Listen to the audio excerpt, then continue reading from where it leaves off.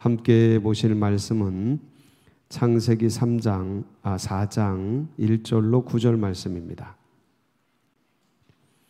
창세기 4장 1절로 9절 말씀 봉독해 드리겠습니다. 아담이 그의 아내 하와와 동침하매 하와가 임신하여 가인을 낳고 이르되 내가 여호와로 말미암아 득남하였다 하니라. 그가 또 가인의 아우 아벨을 낳았는데 아벨은 양치는 자였고 가인은 농사하는 자였더라.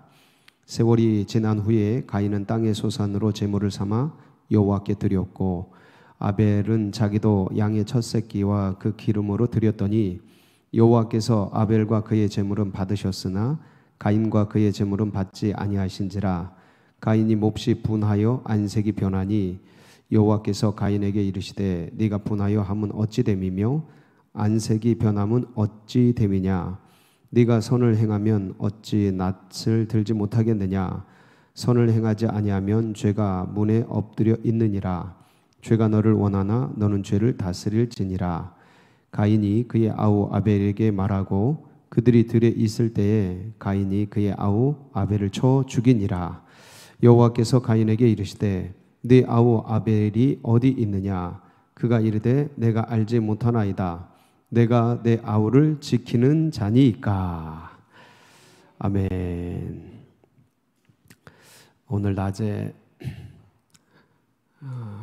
성도님 신방을 다녀왔는데 요 가락동 저 너머로 갔는데 이제 스타렉스를 타고 이동하는데 보니까 날씨가 완전 봄을 넘어 오늘 햇빛이 여름 햇빛같이 쫙 쬐더라고요. 그냥 뜨뜻하더라고요. 그래서 이제 고개들을 봤더니 아니 개나리가 어느새 확 폈더라고요. 보셨어요? 나 오늘 다 보시는구나. 저 오늘 인지를 했어요. 개나리가 다 폈구나. 그리고 군데군데 이제 햇빛 아주 많이 드는 데는 벚꽃도 다 폈더라고요. 와, 벚꽃도 환하게 피고 그 강변 따라서 참 개나리가 펴 있고 노란데 너무 좋더라고요. 하여간 봄날이 왔습니다. 사월이 다가오고 있고 너무 좋더라고요. 그래서 이렇게 이제 봄이 오고 또 이제 학교도 다 개강하고 학생들 이제 학교 다니고 강의 듣고 그리고 이제 새 학기가 시작되고 이제 겨우내 이렇게 눌려 있던 것들이 이제 봄과 함께 이제 모든 것들이 쫙 펼쳐지잖아요. 아마 오늘부터인가 대중교통도 마스크 해제됐죠? 해제됐습니다. 근데 다 쓴대요. 아직 뭐 꽃가루는 아닌 것 같고 아직 뭐 겨울 추위도 있고 아침에는 그리고 남들이 다 쓰니까 또 쓴다 그러더라고요. 쓴다. 불편할 텐데 참 어찌됐든 아직은 다 쓰는데 어쨌든 이제 모든 게 다 해제된 거예요. 대중교통까지 다 해제됐으니까 뭐 병원이나 이런 어떤 특수한 데 빼고는 다 해제가 됐어요. 그러니까 눌렸던 게 해제가 되고 꽃은 피고 학기는 개강하고 청춘은 새롭고 일상은 아주 그냥 참 화려하게 또 다가오고 있고 이렇게 되면 할 일이 많아집니다. 겨우내 이렇게 눌려있던 게 할 일이 많아져요. 여기저기 행사도 많아지고 이제 벚꽃 축제도 하겠죠? 생각만 해도 즐겁습니다. 여기저기 갈 때도 많아지고 그럼 이제 분주해집니다. 일상이 분주해지고 바빠지게 되죠. 그리고 그러면서 이제 마음도 봄날이 오면 일들이 많아지면 분주해지면 싱숭생숭해질 수도 있고 또 여러 가지 할 일 생각하면 또 부풀어 오를 수도 있고 또 뭐 이렇게 저렇게 이제 상황과 환경 따라서 이제 마음이 또 움직여집니다. 이렇게 이제 봄날이 다가오고 꽃이 피고 할 일이 많아지고 마음들이 부풀어지면 영성에서 뭐가 생기냐면 거품이 생깁니다. 이게 원치는 않지만 마음도 거품이 생기고 영성에도 거품이 일어날 준비를 하고 이제 그렇게 됩니다.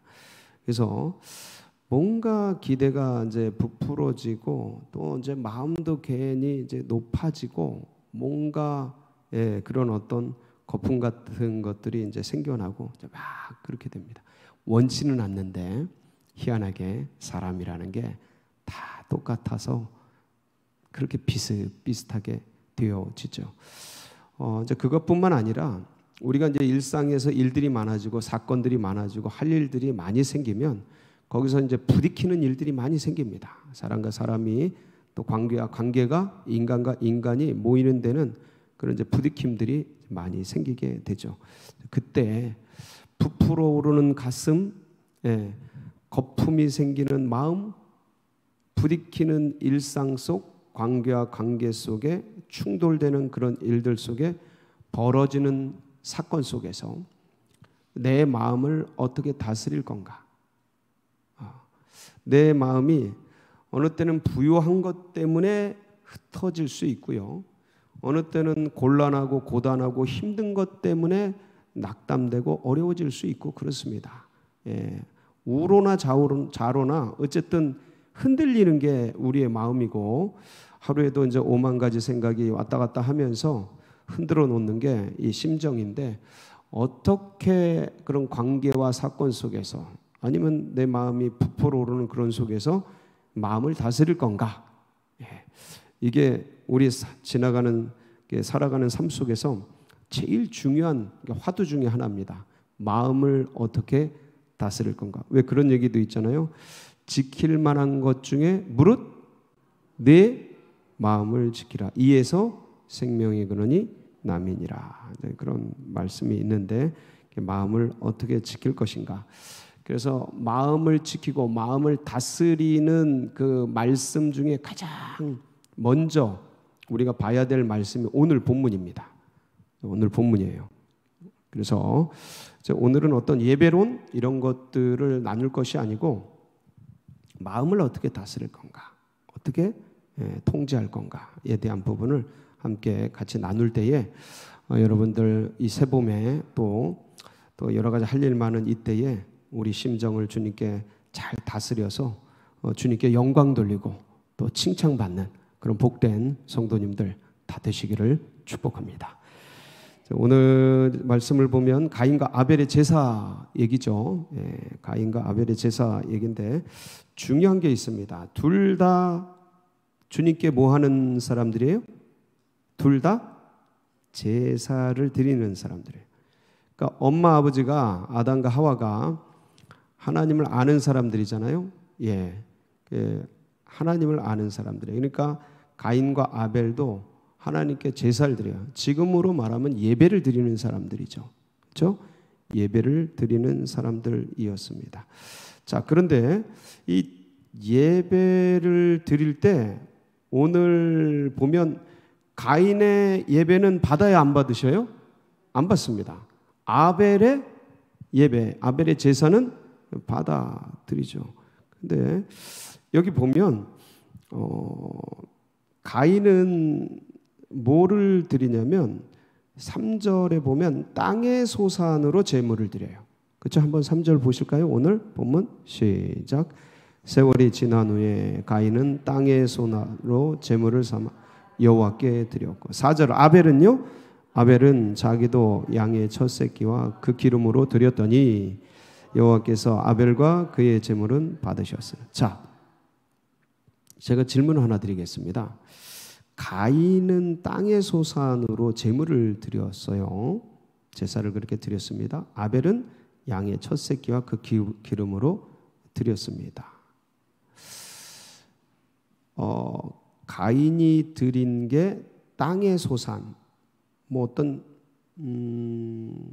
쌀, 보리, 어떤 것이겠죠? 땅에서 뭐 포도, 뭐 이런 것들. 근데 아벨은 양의 첫 새끼와 기름을 드렸습니다. 근데 가인은 안 받으셨어요. 아벨 건 받으셨습니다. 재물 때문인가요?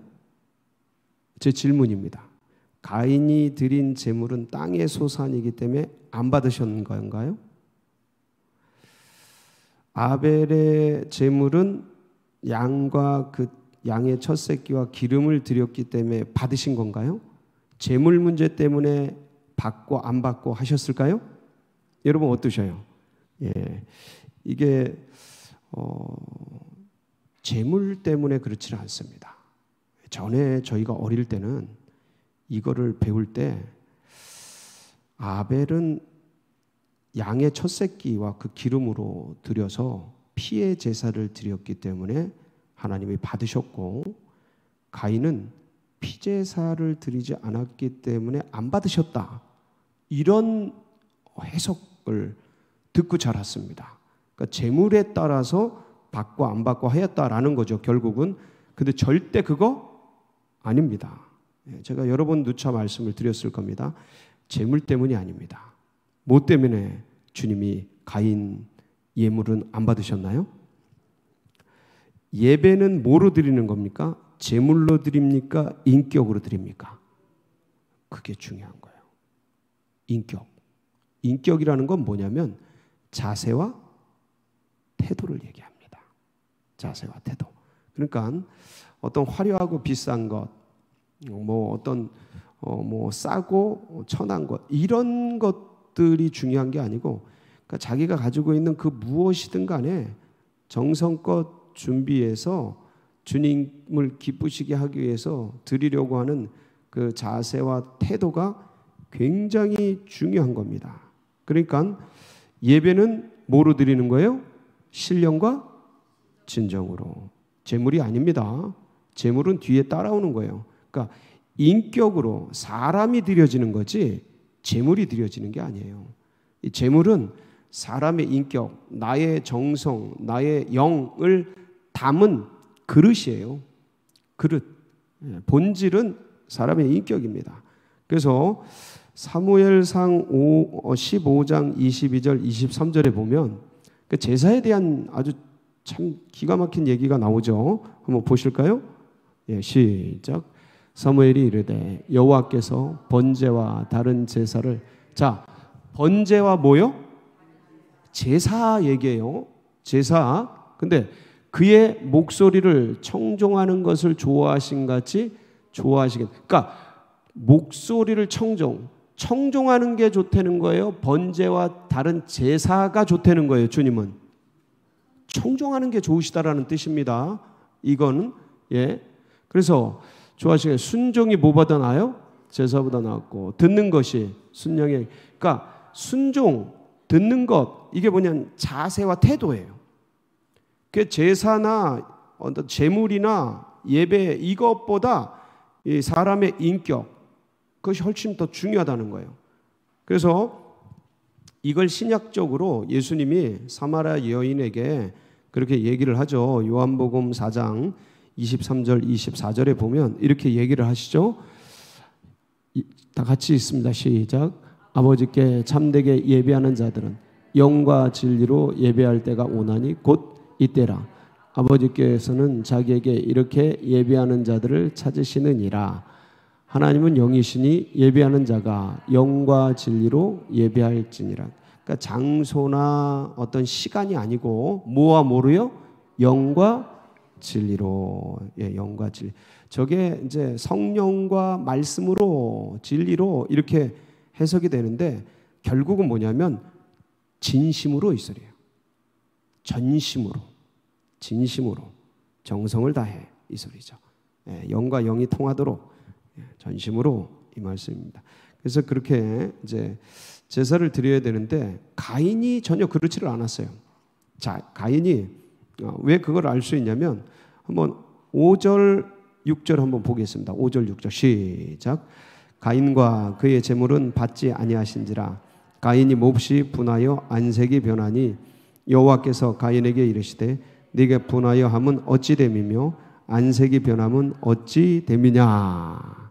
자, 주님께서 가인의 예물을 받았는지 안 받았는지 어떻게 알게 됐는지는 저희들은 잘 모릅니다. 뭐 그 예물을 그냥 제물을 그냥 휙 그냥 태워가지고 그렇게 아벨 건 받았는지 아니면 그게 싹 없어졌는지 여기는 전혀 알 수가 없어요. 다만 이 두 사람이 하나님께서 제물을 이 예배 제사를 받으신 것을 안 받으신 것을 알았어요. 근데 가인은 자기 제물이 받아들여지지 않고 동생 아벨의 제물은 받아들여진 걸 보고 어떻게 됐어요? 얼굴이 안색이 변했어요. 이거는 뭐가 안색이 변했다는 건 뭐냐면 분노가 났다는 거죠. 화가 났다는 거예요. 그러니까 제사를 드리다가 어떻게 했겠어요? 고개를 바짝 들었겠습니까? 숙였겠습니까? 네, 숙였죠. 그러면서 울그락 불그락 된 거죠.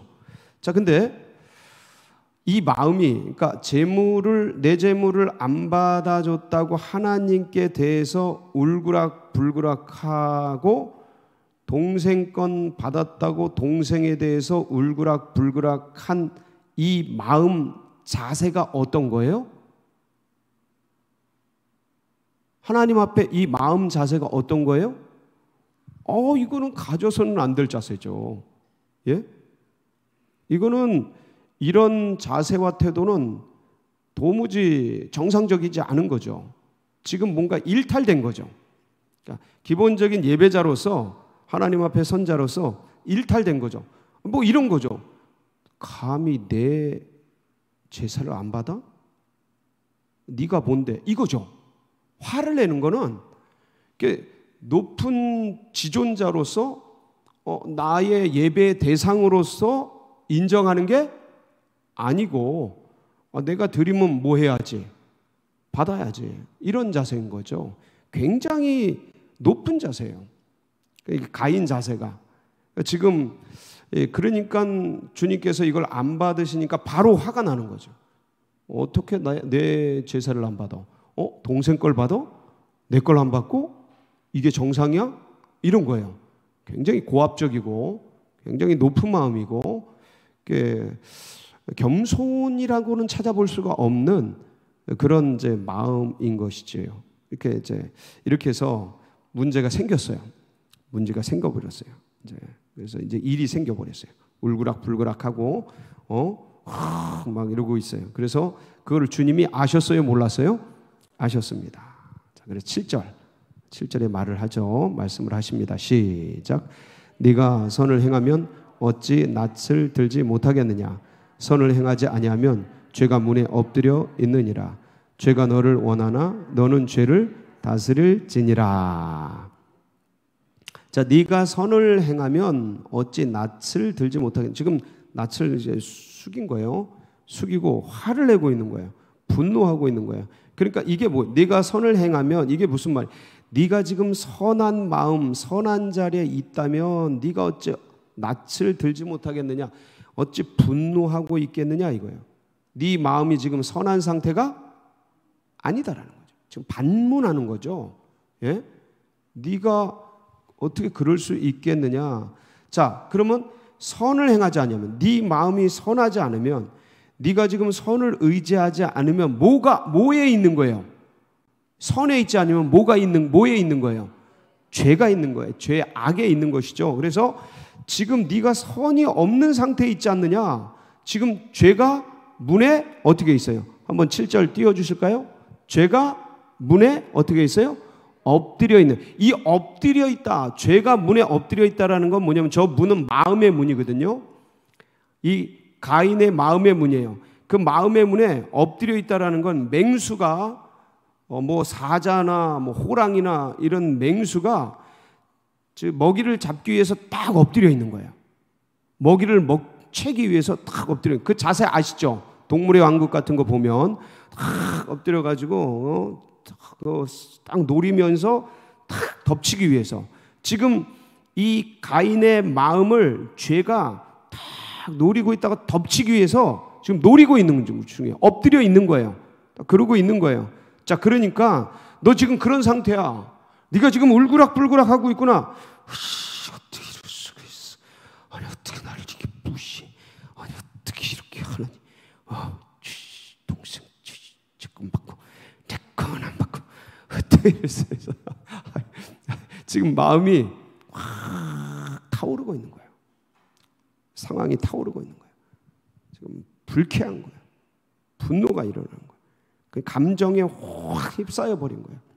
그러니까 지금 선의 자리에 있지 않고 악의 자리에 있고 죄의 자리에, 그러니까 죄가 지금 이제 막 타오르고 있는데 그 죄가 그냥 완전히 이 가인을 잡아먹기 직전에 그런 상태에 있는 거예요. 그러니까 하나님께서 뭐라 그러셔요? 죄가 너를 원하나 너는 뭐라고요? 죄를 다스릴지니라. 자, 요겁니다. 자, 요거. 근데 가인이 잘 다스렸습니까? 못 다스렸습니까? 못 다스렸어요. 그래서 결국은 참지 못하고 아우를 야, 들에 나가자. 그래, 들에 데리고 나가가지고 돌로 쳐 죽입니다. 최초의 살인이 일어나죠. 성경에 기록된 최초의 살인이 일어나요. 동족 상잔의 비극이 일어납니다. 형제간에 일어나서는 안 될 일이 일어나게 되죠. 그래서 이제 이런 비극으로 이제 이 일이 끝나게 되는데, 자, 여기서 중요한 건 죄가 너를 원하나 너는 죄를 어떻게 할지는 알아요? 다스릴지니라.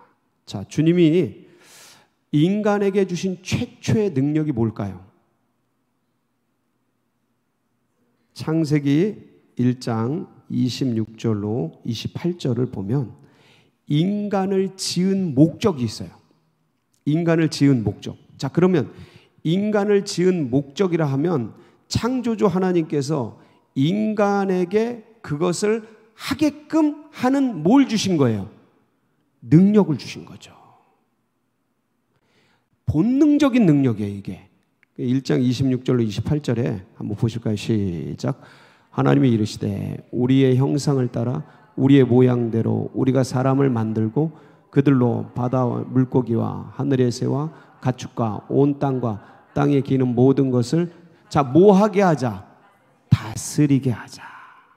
다스리게 하자. 자, 그래서요, 하나님이 자기 형상 곧 하나님의 형상대로 사람을 창조하시되 남자와 여자를 창조하시고, 예, 그래서요, 하나님이 그들에게 복을 주시며 하나님이 그들에게 이르시되 생육하고 번성하여 땅에 충만하라. 땅을 정복하라. 바다의 물고기와 하늘의 새와 땅에 움직이는 모든 생물을 뭐 하시라고? 다스려라. 예, 축복해 주시고 목적대로 지으시고 이렇게 힘도 주시고 능력도 주시고 다 주셨죠. 자, 그럼 우리 안에 뭐가 있겠어요? 인간 안에 다스릴 힘이 있는 거예요. 자, 여기 보면 모든 것을 다스려, 모든 생물, 모든 걸 다, 거기에는 누구도 포함되어 있어요? 나도 포함되어 있는 거예요. 땅에 있는 모든 것, 모든 생물이라고 해요. 땅에 움직이는 모든 생물을 뭐 해라고요? 거기에 누구 있다고요? 내가 있는 걸 아시겠죠? 내가 포함되어 있는 겁니다. 그러니까 주님이 죄가 너를 원하나, 죄가 지금 네 속에서 막 꿈틀거리고 지금 막 그냥 너를 사로잡고 감정이 지금 막 분노가 지금 너를 막 침범해서 그냥 너를 그냥 늪에 빠뜨리고 이렇게 하려고 하는데 너는 뭐 하라고요? 죄를 다스릴지니라. 여기서 이 죄가 뭐냐면 결국은 의지적인 거역이에요. 하마르티아. 의지적인 거역. 하나님은 인간에게 이런 능력을 주셨고 지금 이런 말씀도 주셨어요. 말씀도 주셨어. 근데 그 말씀을 들어요, 안 들어요? 안 들었죠. 아담도 들어요, 안 들어요? 이거 먹는 날에는 반드시 죽으리라. 안 듣죠. 그러니까 의지적인 거역, 이게 죄예요. 하마르티아가 그거예요. 의지적인 거역. 자, 그런데 그러면 이제 우리가 사실 이 상황에 늘 놓이거든요. 어떤 일들 속에서 뭔가 뭔가 어떤 상황, 어떤 환경, 어떤 감정, 낙심, 좌절, 우울, 분노, 화, 질투, 시기, 막 이런 어떤 때는 절망, 원망, 불평, 막 어떤 때는 또 주눅 들고, 예, 침체되고, 의기소침하고, 낙담이 되고, 괴로움과 막 이런 어떤 암담함 이런 것들이 수시로 사람 안에는 아니면 뭐 막 너무 기쁘고 너무 좋고 막 풍성 이런 여러 가지 감정들이 막 밀려옵니다. 예, 지금 이 가인은 지금 뭐가 밀려온 거예요? 아니 뭐 형제간의 시기, 질투 내지는 그거에 자극받아서 분노, 화가 치밀어 오른 거죠. 자, 여러분, 감정은 죄입니까? 죄가 아닙니까? 죄가 아닙니다. 죄가 아닙니다. 예, 감정은 죄가 아닙니다. 감정은 하나님이 우리에게 주신 굉장히 좋은 축복이죠. 예, 감정은 그런 거예요. 그래서 감정은 두 가지 역할을 합니다. 하나는 여과장치 역할을 해요. 인간의 어떤 것들을 이렇게 더우면 뭐가 나요? 땀이 나죠. 똑같아요. 화가 나는 상황이면 뭐가 나야 돼요? 화가 나야죠. 정상입니다. 그거 안 하면 로봇이에요. 로봇. 그러니까 두 가지 역할을 하는 여과장치예요. 여과장치로 슬프면 뭐가 나요? 눈물이 나죠. 예, 자연스러운 거예요. 감정이라는 게 이렇게 여과를 시켜요. 정화를 시켜요. 또 하나는 뭐냐면 이 삶을 이렇게 어떤 풍성하게 만들어요. 감정이 삶을 풍성하게 만드는 어떤 조미료 역할을 합니다. 그래서 뭐 그런 얘기도 있잖아요. 아이고 여우하고는 살아도 곰하고는 못 산다고. 그게 왜 그럽니까? 감정. 예, 이런 어떤 그런 것들을 풍성하게 인간은 이제 누리기를 원합니다. 그래서 여과장치와 풍성하게 하는 것이 감정인데 감정을 느끼는 건 죄가 아니에요. 예수님도 화를 내셨을까요? 안 내셨을까요? 화내셨죠. 그 성전 정화할 때 들어가셔서 그 막 돈 엎으시고 막 돈 바꾸는 거 엎으시고 채찍 만들어 막 치시고 내 집을 너희가 강도의 구려를 만들었다 막 그러면서 분노하시잖아요. 예, 그 분노가 정상입니다. 정상이에요. 어그러진 걸 보면 분노할 줄도 알고 그래야 되는데, 예, 그래서 죄가 아니다. 근데 감정은 죄가 아닌데 감정에 빠지는 건 뭐예요? 죄예요. 이게 되게 한 끗 차이 같은데 사실은 그렇습니다. 여러분, 인간의 모든 것들은 어떤 정도를 지나가면 병이 됩니다. 당도요, 일정 범위가 있어요. 100을 기준으로 80, 120, 요 사이에 어떤 여분의 정도가 있어요. 근데 이 정도를 지나가면 뭐가 돼요? 병이 되는 거예요. 똑같아요. 감정도요, 어떤 일정 범위가 있어요. 허용치가 있어요. 근데 이걸 지나가면 어떻게 돼요? 죄가 되는 겁니다. 감정에 빠져버리면 죄가 돼요. 그래서 이거를 루터는 이렇게 표현해요. 이 감정에 대해서 새가 하늘에 날아다니는 걸, 내 머리 위에 날아다니는 걸 내가 막을 수는 없다. 근데 그 새가 내 머리에 둥우리를 트는 거는 막아야 된다라는 거예요. 감정의 새가 5만 가지 날아다니고 왔다 갔다 하는 걸 내가 어쩌지를 못하죠. 인간인데. 근데 그 새가, 그 감정이라는 새가 내 머리에 둥우리를 틀고 나를 장악하고 나를 끌고 다니고 나를 화에 그냥 못 이기게 만들고 나의 슬픔에 빠져서 그냥 우울에 빠져가지고 그 그냥 괴로움과 막 여기에 빠져서 살고 주눅 들고 절망과 원망 속에 들어가 있게 만드는 건 죄예요. 그건 죄입니다.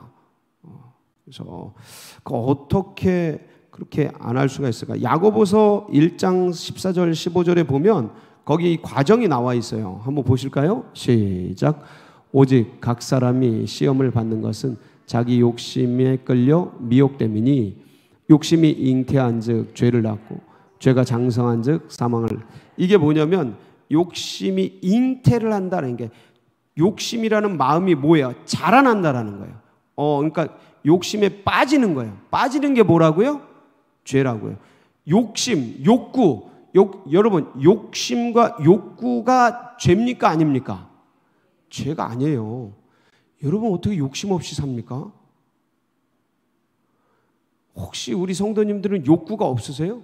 밥 먹고 싶은 욕구, 놀고 싶은 그 욕구, 마음, 욕심, 그거 없으세요? 그거는 로봇이에요. 로봇. 나무예요. 다 있어요. 다 있어요. 근데 거기에 빠지면 죄가 되는 거예요. 예. 그게 끌려당기면 죄가 되는 거예요. 한 끗 차이라니까요. 한 끗. 그래서 이제 그거를 다스려야 되고 조심을 해야 되는데, 참 그게요, 이 범죄 심리라는 게, 지금 이 가인이요, 이런 이 분노하는 마음이 딱 들어왔을 때 이게 오랜 시간 쌓였던 걸까요? 순간적으로 들어왔을까요? 순간적으로 들어오는 겁니다. 그러니까 물론 좋은 관계인지 나쁜 관계인지는 알 수가 없어요. 근데 범죄 심리는요, 순간에 들어옵니다. 순간에 들어. 제가 너무 잘 아는 게, 아버지가 어머니를 막 이렇게 어렵게 하는데, 제가 학생이었는데, 중학생이었어요. 근데 아버지를 죽이고 싶은 마음이 확 들더라고요. 이게 순간에, 물론 그 전에도 계속 이런 일들은 있었죠. 근데 그날따라 제가 뭔가 좀 안 좋았는지 그렇게까지는 아니었는데, 원하지는 않는 상황이지만 뭐 아버지를 죽이고 싶다 이런 생각을 잘 하지 않는데, 그때 확 그게 들더라고요. 그래서 부엌으로 들어갔다. 부엌으로 들어가서 엄마 때리고 있는 아버지 죽이려고 칼을 들었다니까. 칼을. 그러니까 엄마가 그 말린이라고 난리가 났었죠. 아버지 죽인다고요. 이게요, 순간에 일어나요. 저 그때 크리스찬이었어요. 신실한 크리스찬이었어요. 근데 이게 순간에 드는데, 감정이라는 게 그렇다. 어느 순간 확 몰아쳐요. 이 범죄 심리가 그래요. 어느 순간 뭐가 확 사로잡힌 것 같이 이제 그렇게 되는 거예요. 자, 그런데 이때 어떻게 해야 되느냐? 자, 여러분 잠언서 16장 32절에 보면 이런 말씀이 있습니다. 같이 한번 보실게요. 시작. 노하기를 더디하는 자는 용사보다 낫고 자기의 마음을 다스리는 자는 성을 빼앗는 자보다 나으니라. 자기 마음을 어떻게 하는 자요? 다스리는 자. 다스리는 거예요. 다스려야 돼. 이게 용사보다 성을 뺏는 것보다 더 나아요. 그래서 주님께서는, 여호와께서는 뭐를 다스려요? 예, 뭐를 연단하셔요? 잠언서 17장 3절 볼까요? 시작. 도가니는 은을, 풀무는 금을 연단하거냐.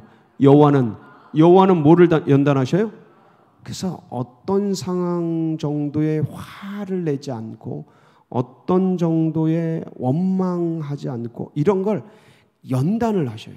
이 과정을 통해 연단을 해서 잘 다스리기. 연단이라는 게 뭐냐면 그 정도가 와도 다스릴 정도가 되는 거예요. 예, 다스릴. 그러니까 막 일희일비하지 않고, 어떤 거에 그냥 조그만 충격이 오면 그냥 막 원망하고 불평하고 힘들어하고 우울해하고, 그럴 수 있죠. 근데 그게 아니고 그걸 받아낼 줄 알고 품어낼 줄 아는 사람이 되기를 주님은 연단하시는 거예요. 근데 그냥 그랬다고 동생 건 받고 내 건 안 받았다고 그냥 저 새끼 죽여버려야지. 이게 뭡니까 이게? 예?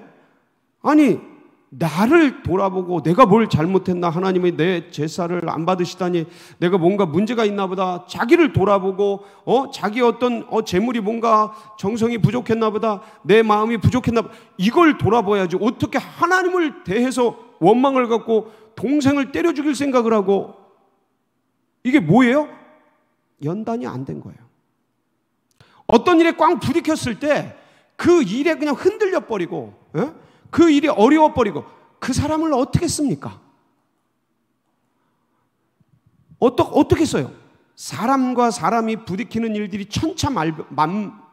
천차만별인데 얼마나 다양한 사람들이 있는데, 그분을 거기다 세워놓으면 이 사람이 이렇게 할 때 내 마음에 안 맞는다고 어떻게 하고 저렇게 하고 이렇게 하고, 그 하나님이 어떻게 갖다 씁니까?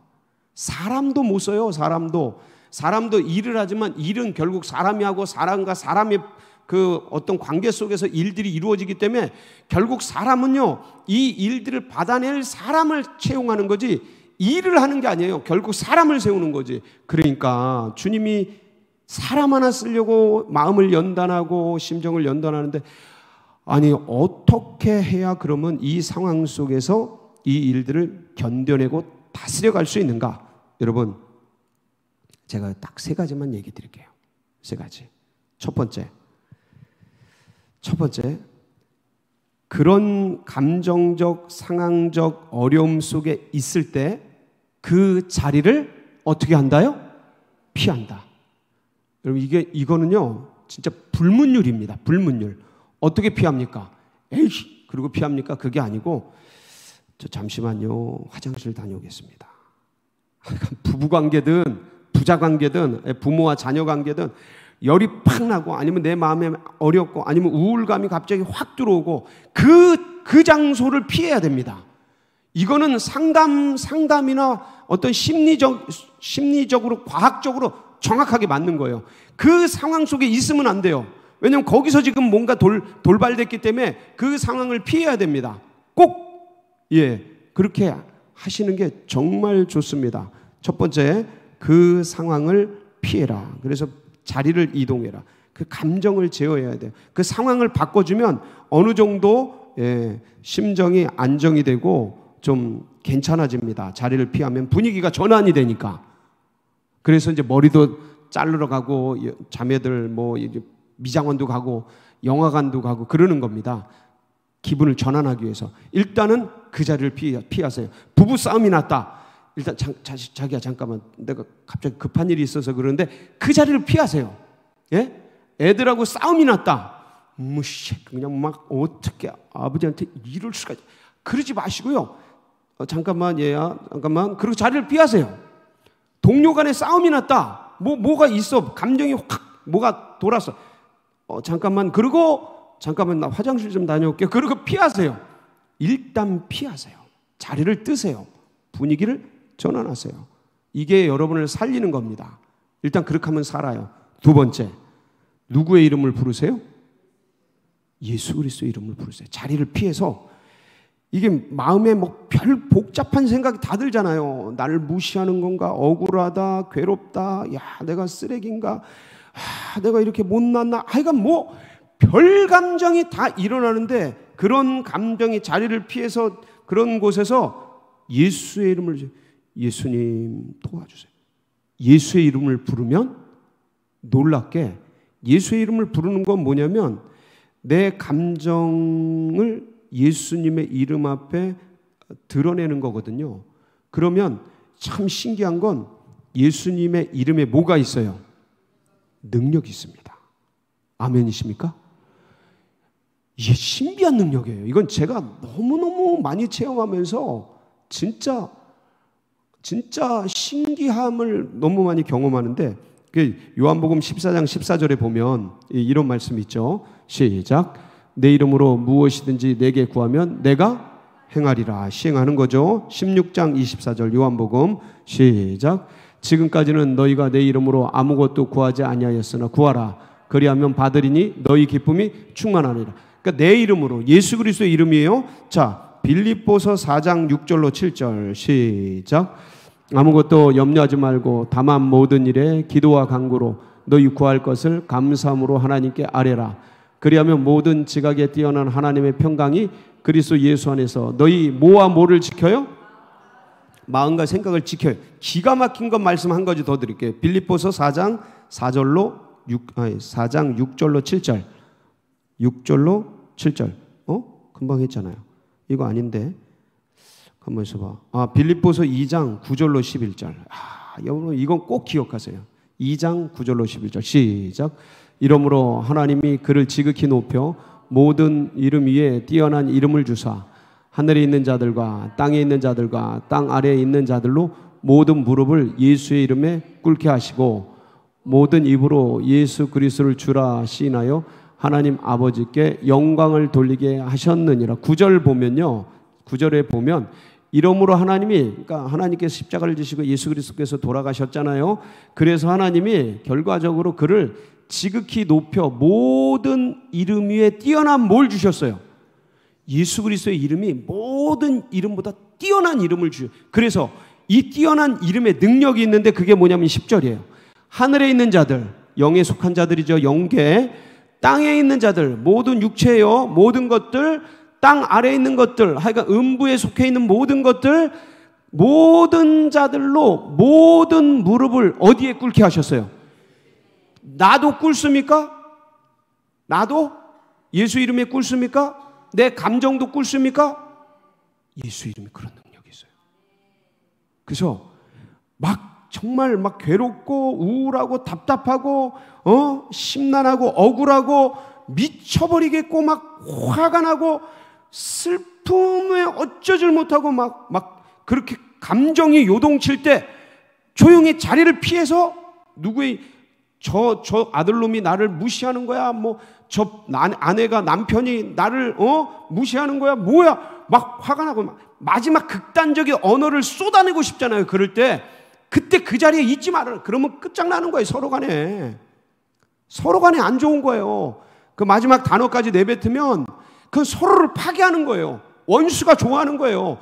그러니까 일단 자리를 피해라. 잠깐만 자기야, 나 화장실 좀 갔다 올게. 자리를 피하세요. 어떻게든 피하세요. 그리고 거기서 누구 이름을 불러요? 예수님 도와주세요. 예수님, 예수 그리스도시여 이제는 불쌍히. 예수님, 예수의 이름을 부르면 그 감정들이 복종해요. 아멘이십니까? 좀 아까 읽었잖아요. 모든 무릎을 예수 이름 앞에 꿇게 한 거예요. 나도. 그러면 감정들이 장하게 됩니다. 조용해져요. 자, 그래서 로마서 8장 13절. 이게 마지막인데, 자, 보시겠어요. 시작. 너희가 육신대로 살면 반드시 죽을 것이로되 영으로서 몸의 행실을 죽이면 아멘. 그래서 가슴에 새기세요. 영으로 육을 다스리는 거예요. 그래서 환난 날에 나를 부르라. 내가 너를 건지리니 네가 나를. 그래서 그 무너질 환경이 변해서 인격적으로 성숙하게 되고, 그런 상황 속에서 아유 얘야, 내가 아빠가 좀 너무 했지. 자기야, 내가 실수했네. 이게 나오는 거예요. 인격적인 성숙이 나오는 거예요. 예? 그 상황을 장악하고 영으로 다스리고. 그래서 감정대로 움직이는 사람이 아니라 영으로 움직이는 그런 성도님들이 다 되시기를 주의 이름으로 축복합니다. 같이 기도하시겠습니다. 참 주님이 원하시는 삶입니다. 늘 이 길을 걷는 우리가 되기를 소망하면서 우리 환우들 위해서 기도해 주시고, 서울제일교회 나가는 앞길, 또 둔촌동의 새 역사, 여러분 또 각자의 기도 제목 붙들고, 주님 영으로 육을 다스리게 하여 주시옵소서. 주의 말씀으로 제 상황과 감정을 다스리게 하여 주옵소서. 주여 부르짖고 기도하며 나갑니다. 부르짖습니다. 주여